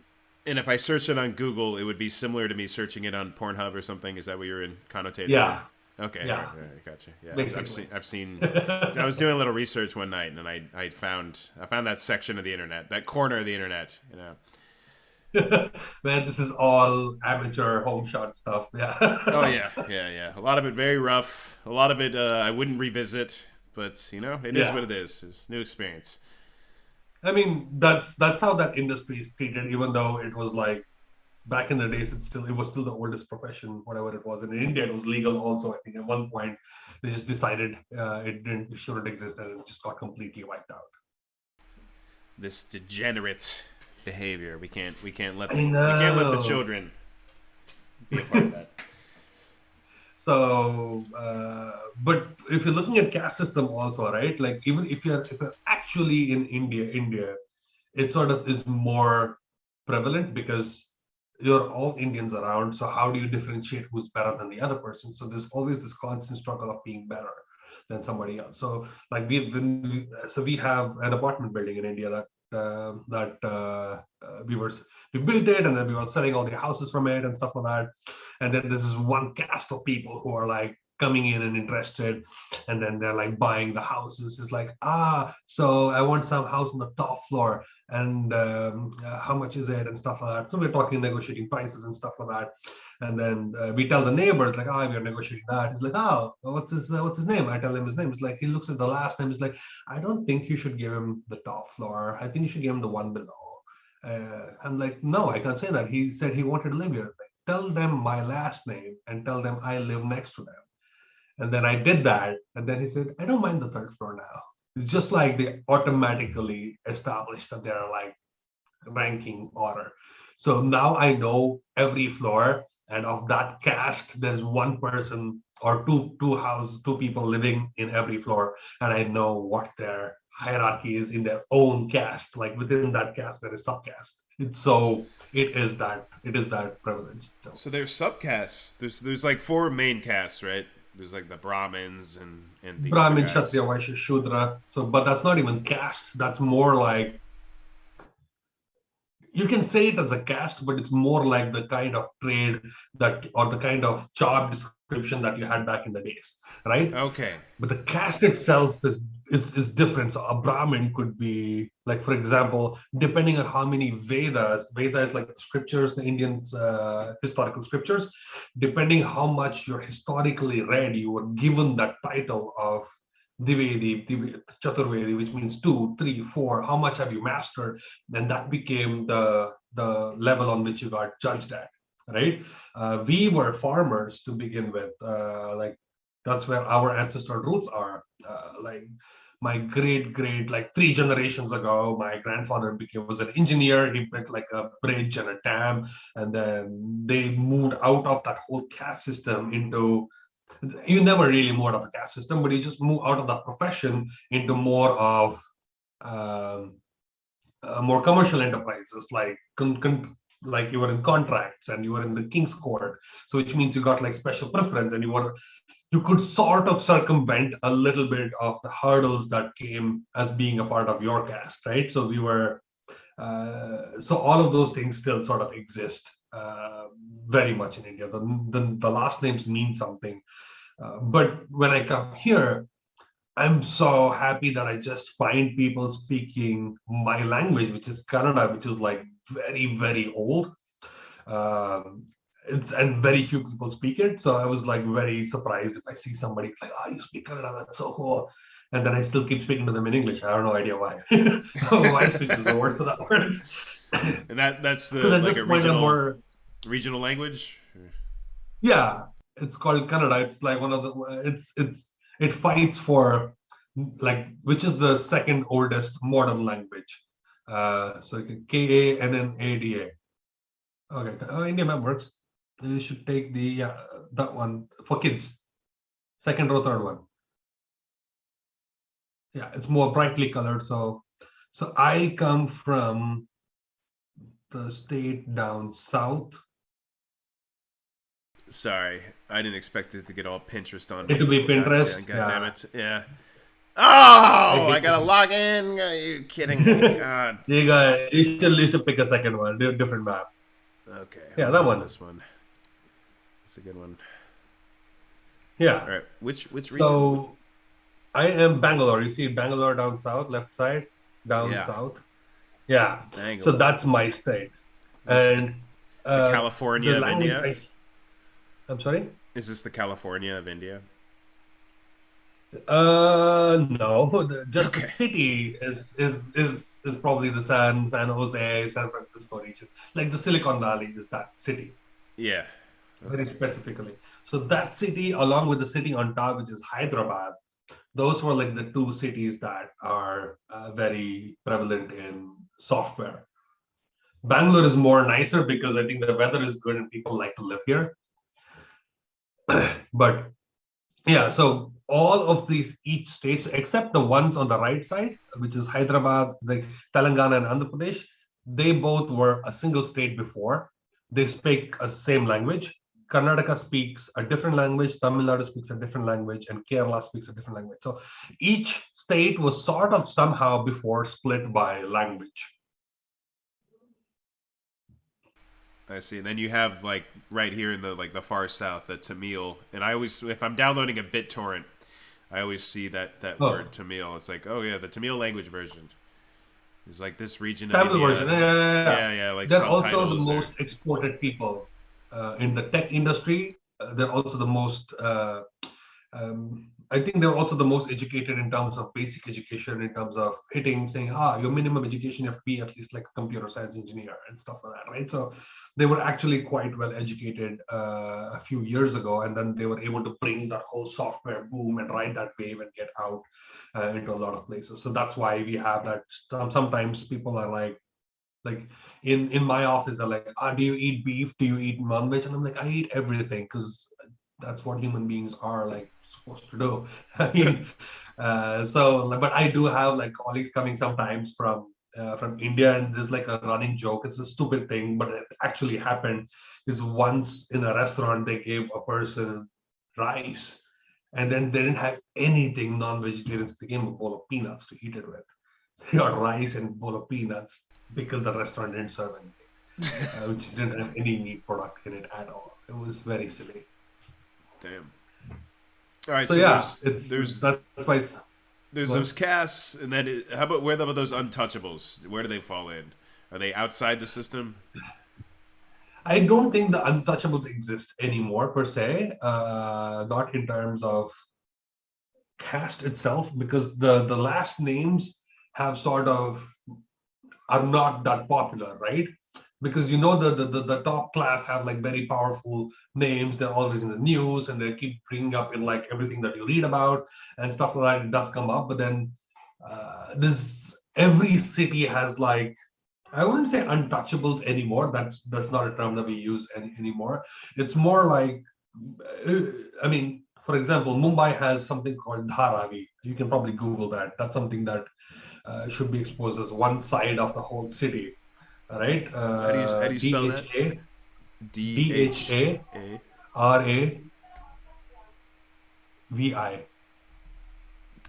Yeah. All right, that's a So slum. All right, this that's a slum. is Delhi slums This is proper. like the bottom of Midgar in Final Fantasy VII. This was Sort of, yeah. yeah, This is okay. like this is where people work their entire life so they can like by cleaning houses and stuff like that. Sometimes even lesser than that, like labor workers, so they can get like a shed to live Yeah, for the rest of their life, this is rough. right? Yeah, so not And not then ideal accommodations. yeah, so if you put Dharavi and then you put the name Ambani next to it, Ambani is this big businessman. Ambani, yeah, Is that right? yeah, yeah, and that's his house, Oh, so he's just got the most expensive house in the world, which is at the edge of this socio-economic disruption, sort of rubbing it into that whole ecosystem. Look, you can see it. So that's all the slums, and then there's that yeah, a big tower hundred-story there. house, yeah, 100-story of this one house. business. 100-story. I think it's the most expensive house in the world. He's a madman. I mean, that is. I mean, it's not that pretty though. It's like very Yeah, it boxy. It's isn't. like Like a. people are not like It's like a. raving about it for its prettiness. It's just obnoxious wealth, which is just shoved in the face of people who are living in tin roofs. Yeah, it's like a crappy looking Volvo from the 1980s, but expensive.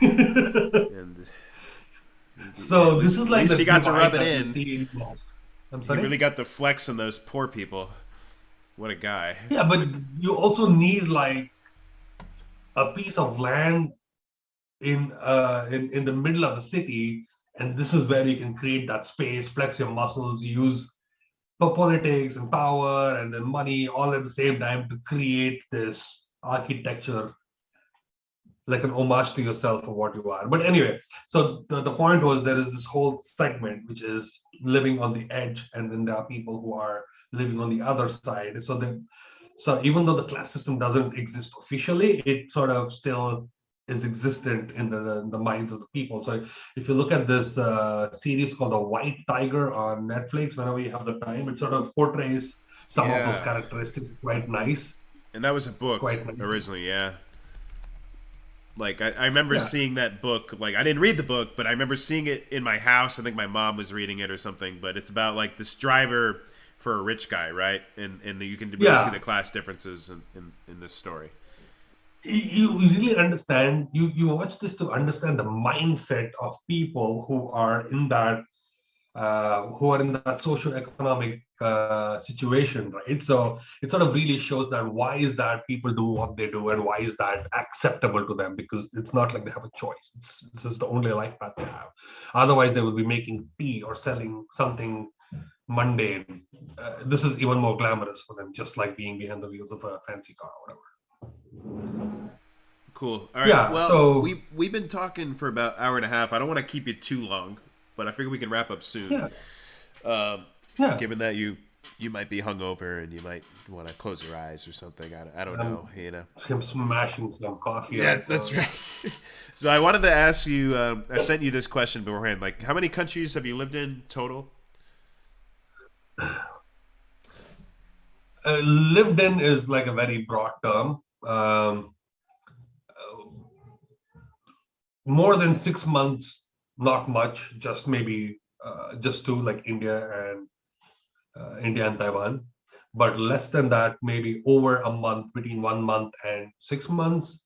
Uh, I put 3 months as the bare minimum to have to say you live 3 months is somewhere. the bare minimum. Then that Yeah. would just be three: would be Dubai, India, and Taiwan.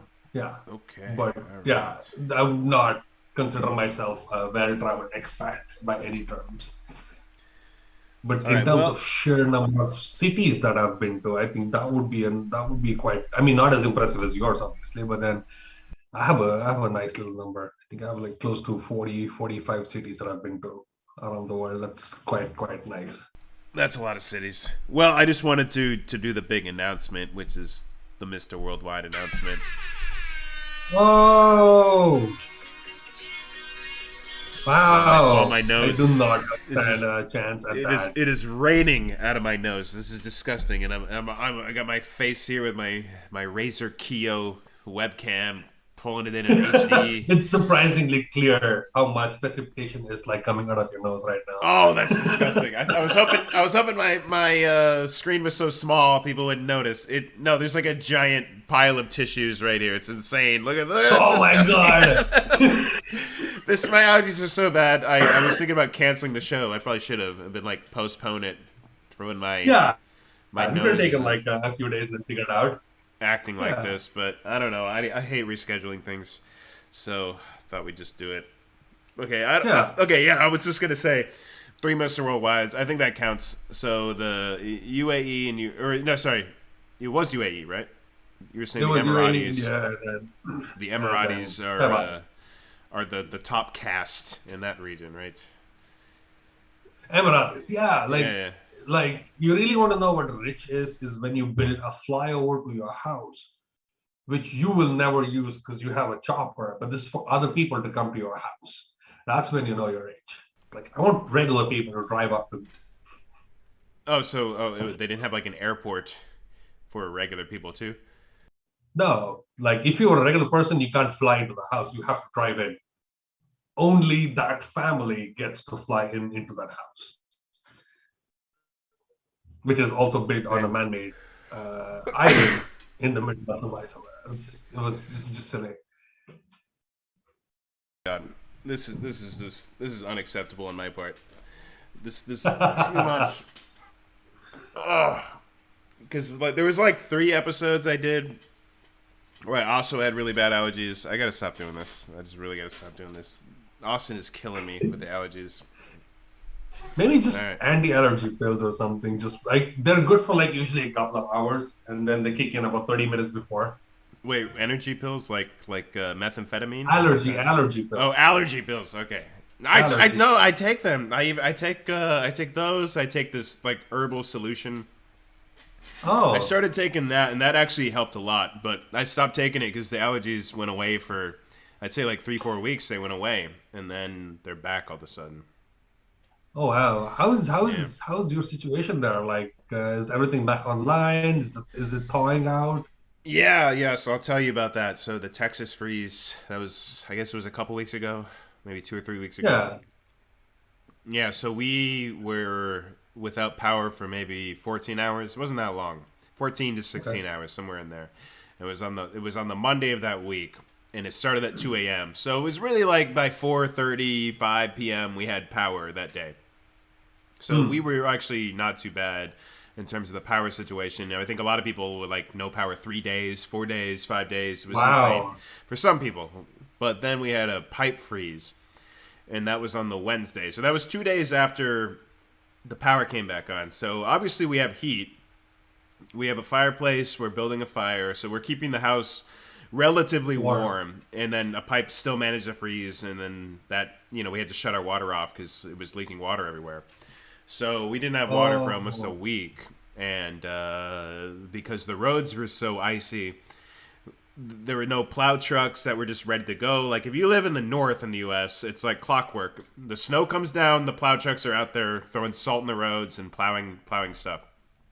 So they don't have that Yeah. here. They're not set up for it because it's Texas. It's not Massachusetts. It's You never know, snowing. this is Yeah. this is a like the last time it snowed in every county of Texas was like 127 years ago or something. So it's not like a normal thing. So yeah, they're not outfitted for it, and then the roads are stopping plumbers from getting anywhere, and then the plumbers have so much demand because every house has frozen pipes.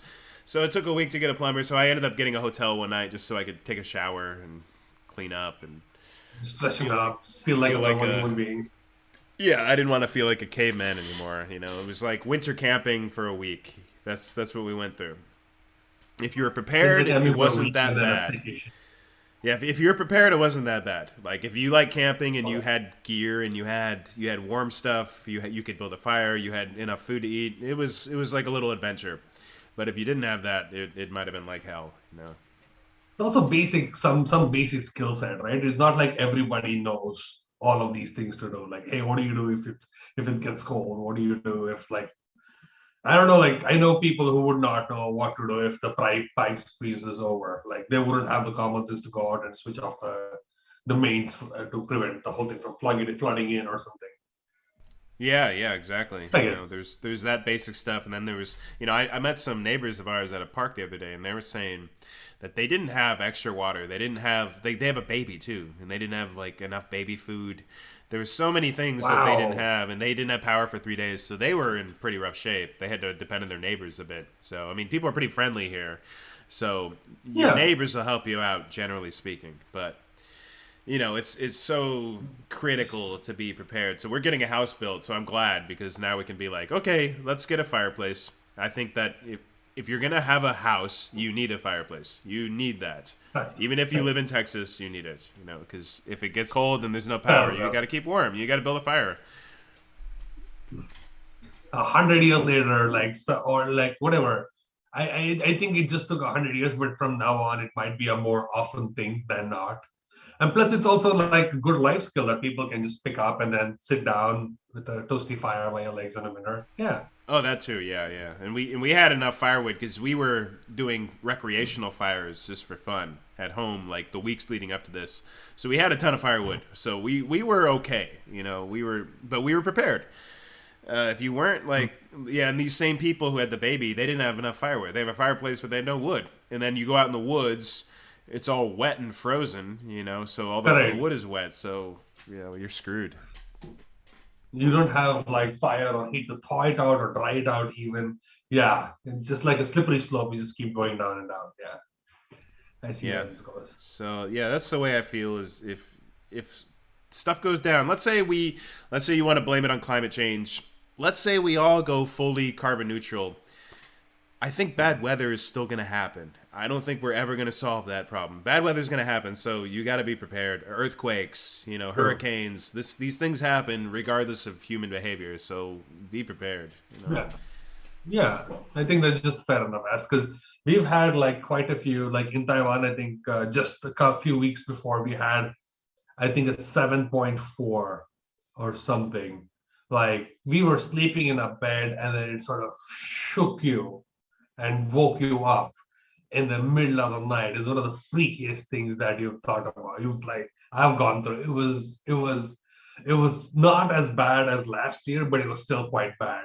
And that sort of like put things in perspective. Like we wake up and I'm like, let's just go open the door and then just like stay here, like basic things, right? Like that's not something my neighbors did. Like I saw all of their doors were closed. I'm like, what if there's like pressure and then you're not able to get out of the house anymore? Like I Yeah. don't know. Damn. That's something you don't think about unless you've been taught it. Yeah, or you've experienced it. Like the reason I know that is because we had construction on the top house once, and there was pressure, and the doors just jammed where the sill and the door meet, and it just jammed, and we couldn't get out. Like somebody had to come and hack it out. There's no way you could break. That was the main door. It was like built to last. People trying to get it. So basically, Jeez. he had to like break it down. So anyway, I'm glad you guys are safe, and then hopefully things are going to start looking up better for you. Huh? Hopefully, maybe in the next 1 or 2 weeks you get back to normalish. Oh no, it's back to normal. No, I mean it's Oh, okay. Today was t-shirt weather. I mean like a week Oh, after this wow. happened, you could wear shorts and a t-shirt. It just bounced back to normal almost immediately. But it was like the aftermath of the plumbers being backed up. You know, like it took a little extra while to get the plumber back, but once he came, the water was back running. Things were normal Hmm. again. It was, back to work. It was almost like a vacation. Nobody was working during this week. Like nobody. It's just it I was don't know. survival mode. It was back to basics. It's like okay, the priority now is stay warm, eat food, Stay stay alive. hydrated. Yeah, it was stay. It wasn't like oh, I'm gonna check my Gmail. I don't know what happened to my contracts. Oh, is the Yeah. deliverable? Is the creator done? No, none of Yeah, that. I got a few Trello notifications. I think I'm gonna ignore those until my power back. Yeah. Yeah. Wow. Because I think if you don't have for like 14, 18 hours, if you don't have, and this is like stupid first world problems. How do you contact people? Because like most houses don't have landlines anymore. They're all working off cell phones, and then you don't have power in your cell phone. It's just downhill from there. Well, if you have a car and you can charge in your car, like Oh that was yeah, my yeah, solution. yeah.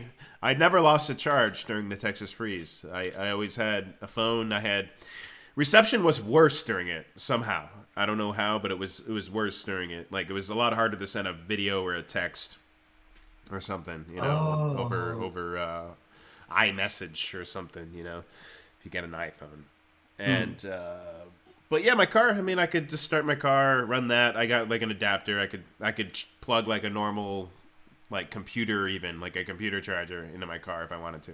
Into your car. Oh, Yeah. cool. I mean, also with the heater and stuff, the car becomes like a second mobile home if you have like if it's big enough or something. Yeah, You wouldn't you die. just Yeah. you just got to remember to get gas because that for like a week there was no gas because Oh the gas yeah, and stations, the people. supply lines were cut off. Like the roads weren't open, Right. therefore the gas trucks couldn't come. Therefore, the grocery stores can be restocked. So that's where you really see supply chain. I mean, people were talking about the power companies with the Texas freeze. I think the roads were probably the most critical issue in Texas during that week. It was the roads, not necessarily It the just power got grid. cut off. Yeah, because if your power's shut off, maybe somebody has a generator a mile away. How are you gonna get there? You know? Correct. Yeah. Or if there's like a truckload of generators coming into town, you won't. Yeah. Or Yeah. gasoline Exactly. to Yeah. run those generators. Yeah, because there were all these community driven solutions during this period. There was all these community centers that were like warming centers. It's like we have a generator. We're running the heat. Come over and warm up. But you couldn't do that if the roads are iced and there was no plow trucks and no salt. And you wouldn't want to be caught outside walking because States is not a place where you walk from place to place. And that's Not why I really. like Taiwan is I mean, wherever you can go, you walk. it would have been safe if you're in where I'm at. At least it would have been safe. It just if you were warm, that is, if you had boots and Hmm. like Hmm. 4 or 5 layers of clothes. It was like freezing cold. But yeah, we made it through. Like I feel like it was a good learning experience for everybody. It's like a good reminder that we're uh, we're Stay vulnerable. stocked. We're very Yeah. vulnerable. Things can fall apart very easily. Yeah, it just takes a week. I People mean, think also there COVID were is all bad. warning signs and stuff, so you keep watching out and don't do toilet paper runs, whatever. Anyways. Yeah, I tell you what, everybody forgot about COVID that week. The COVID was not an issue that week. There was like maybe some headlines. It's like, well, the Texas freeze is really gonna be a problem for COVID. It's like nobody cares about COVID here right now. We care about being warm. Nobody cares about this. This is the priority, is warmth. True. Yeah. Wow. Wow. Looks like you've had a good couple of weeks already. Huh? It's nice to know that at least you're back up and running. So yeah, we Yeah. should catch up more often sometime. Yeah, we should. Like today was Saturday. We just kind of hanging out. Went to the park with my son and my wife, and then we decided to drive 40 miles to get some barbecue. There's like a great barbecue place in this small town called Lockhart. It's Hmm. the quote barbecue capital of Texas. So it's pretty Oh close to wow. awesome. Okay. We went there, got some good stuff. So that's just what you do in Texas. You drive places, and if it freezes, you You can't try drive anywhere. places, You know. you eat barbecued meat and you chill like. Because I was surprised. Like remember our North Carolina trip, and I was surprised by the amount of food you guys were putting out. And I was taking kids portions basically for all practical purposes. And just like, oh, I'm done with this. I'm good. Yeah, you go to Oh, Asia and it's oh. like I want to get a large drink. I'm like, this is a medium in America. Or this is a small in America. Or like the large drink or It's a something. Yeah, it's an like excessive it's place. super You like could say. somebody considers carrying a liter of liquid, putting that, I mean, your stomach doesn't even have space for that. I think my stomach, I did the measurements, I think it's about 650 to 700 grams, 700 ml. That's my capacity. I can't eat more than that. It's just funny how somebody could have trained themselves to eat so much more. So you can chug 1 pint and then maybe a little more. I can chug just over 1 pint. And then you gotta wait a little bit, or else you're just it's all coming back at you. True. I have to give it about 5-10 minutes. Surprisingly, the system is very efficient. So, so I am still not very stressed about that, but I can chug a pint without an issue and then sip on the other one until it drains out. All right. Well, before we Hey. go, I don't want to take up too much time. We're getting close to 2 hours. Hmm.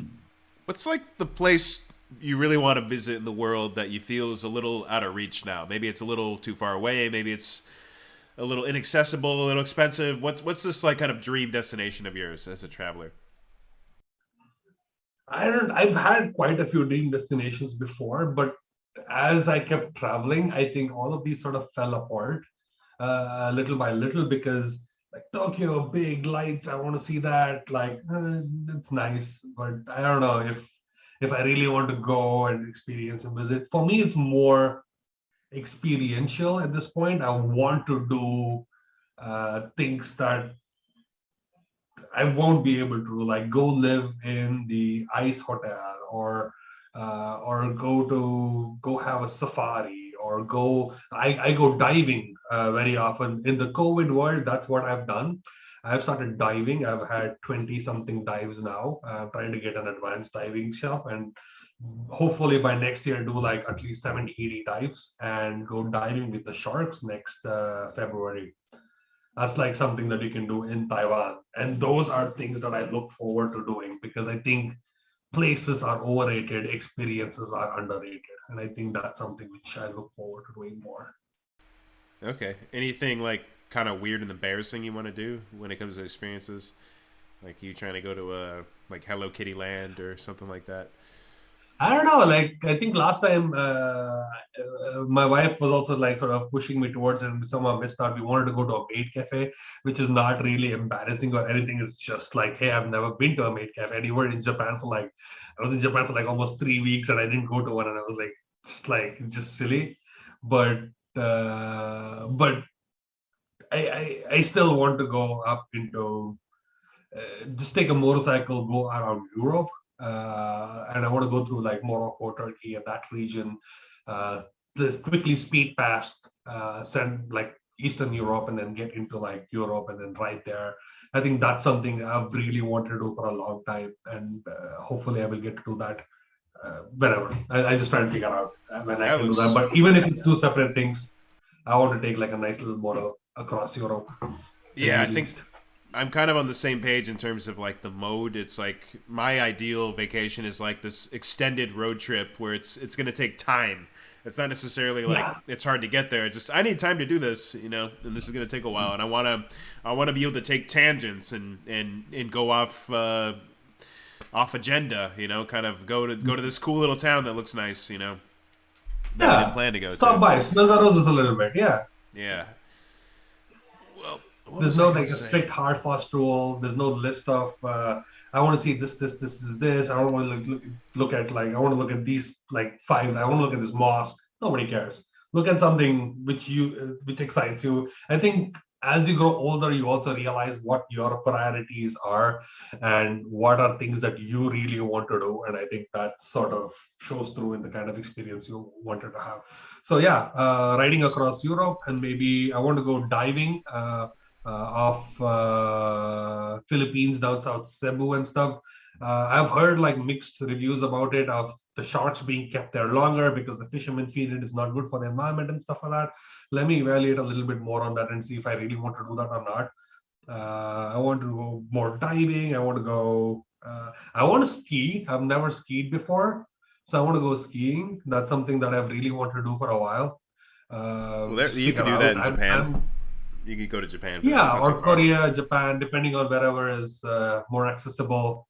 Maybe this December coming. Let me figure that out. Or maybe even go back to India and then go up north and ski or something. Because I went skiing here. We have like an indoor arena, and I was like, yeah, no, I can imagine how this is going to be down a slope. It would be like a lot of fun. So Well, yeah, these did are you things I go to the want to do. maid cafe in the end? No, I did not. Well, you could do that if you go skiing in Japan. So the maid cafe is kind of weird because I did go with my family when I was in Tokyo a few years ago. Hmm. I brought my son there with my wife, and it's kind of a seedy thing, I would say, but it's also very wholesome at the same time. I don't know how to Oh, describe it. It's like it's a little cafe, and there's all these like maids, and they're super kawaii. They're super cute. Japanese word for cute. It's just cute with a kawaii. Japanese style. All these like Hmm. really cute girls with these cute little maid outfits, and they're not like slutty or skanky, I would say at all. But they are very pretty. It's like They're very French attractive. maid. Yeah, they're very Yeah. attractive, very cute, and then they're very attentive, and they're like almost like a hostess in a way, but they're super like cartoonish. They're like little cartoons, and Hmm. I would say like we had a great time because like they were nice and we were just having fun. It wasn't sleazy in that way. Hmm. The sleazy thing was the clientele because every other customer in there was like a middle aged guy that looked really horny.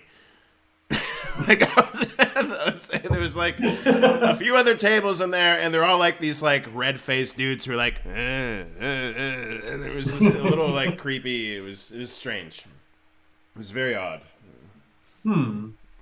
I mean, there's like, yeah, I've definitely heard about that, but then that's also the reason why I was put off the first couple of times. But then a lot of people I met is like, no, we should definitely go and do that. I'm like, okay, I will try and do it. That's one. I wanted to really do like the before I want to do the dirty KTV experience in Taiwan, but I don't think I'll ever do that after hearing some of the stories that my friends told me here. I'm like, yeah, I don't think that's going to happen. Yeah, there was a hotel that whenever we do business trips to see Ace, so we stayed downtown, and there was this building we stayed in. There's a nightclub in that building. There's like the Omni Club. There's a Oh yeah, I know Core. which one you said. Right? Yeah. Yeah. There's Core, and then like up towards the top, there's the what is that? Dude, I already forgot the name of that hotel, but it was a great shitty hotel. And there was like definitely Yeah. a KTV place in that building that's definitely like a dirty KTV place. There's always like these really glamorous Taiwanese women going up there who are in these like these gowns and these like old drunk dudes. Them going together. It's always that. Oh, Yeah, it's definitely like a place of ill repute that's caters to interesting. the I, guys who I got used money to to go to spend that it. place because there's like a 24-hour snooker and a darts place there. Like you can play the pool a bit, and then It's there's like darts probably board and stuff. in the same building because there's like it's Yeah, like it's the eight same. floors or like 14 floors of 14 debauchery. floors of like, yeah, it's Yeah. like debauchery. That whole place is so commercial. It's probably like, yeah, it gives you that mafia run feel a little bit. Well, I Yeah. think we can wrap it up. Is there anything you wanted to promote or plug or mention before we go off the air? No, I think the main thing is life takes unexpected turns, and I never expected to be where I am. I think it's nice to just let go of the control and see where the world takes you and just follow things that you like doing. You don't necessarily have to like that thing 10 years from now, but whatever you think you like now, explore. See if that's the thing that you want to do. And maybe it pays you back somewhere later on. You never know. And in terms of travel, um, I think, as I reiterated before, just feel free to travel, do things that you want to do. I like motorcycles. I like seeing wide open country roads, sitting in like a smaller, sleazy hotel, eating food with like the locals rather than going to Macau, staying at the I don't know, at the Caesar's Palace, and then eating there. I don't know. That's not my vibe. So just do things that you are comfortable with, and then I think that should be enough to keep you happy. And that's basically what life is all about. Stay happy, Yeah. stay cool. In your whole philosophy with the biking, how you were talking about how you made those snap decisions and you didn't want to have You didn't say this, but I could imagine there, if you had other people with you, there'd be like a committee of decision makers who are, what are we gonna do? Let's keep going. Come on. No, let's try another way. You know, you gotta have this argument, but you know, you're kind of just really going at the beat of your own drum, if that's Yeah, the term. you do the decisions that you can with all the information that you have and not relying on other people. So that way you own up to every decision that you make, and you'll never ever blame anybody for anything that happens in your life, because everything Oh, is controlled by you. that's an interesting twist then, because that's it's almost like you're learning a lesson. It's like you're gonna learn from your Yeah, mistakes here, and you're gonna learn to trust yourself. you always will end up in shitty situations, like whether you took the decision after consulting with 15,000 people or without consulting anybody else, or just with the confidence of your wife, because every decision that's made is a culmination of all the experience that they have gone through. If nobody's been through this, nobody knows how to react. So you just, and even the next time when you make a decision with other people's input, you don't hold other people responsible for it, because you know that that was the best decision you did with all the information that you had, and there's nothing wrong with that. Cool. I think that's a great note to end on. So let's end it Yeah, there. You don't have to hang up yet, but thanks for watching. yeah. Thanks for listening. Goodbye.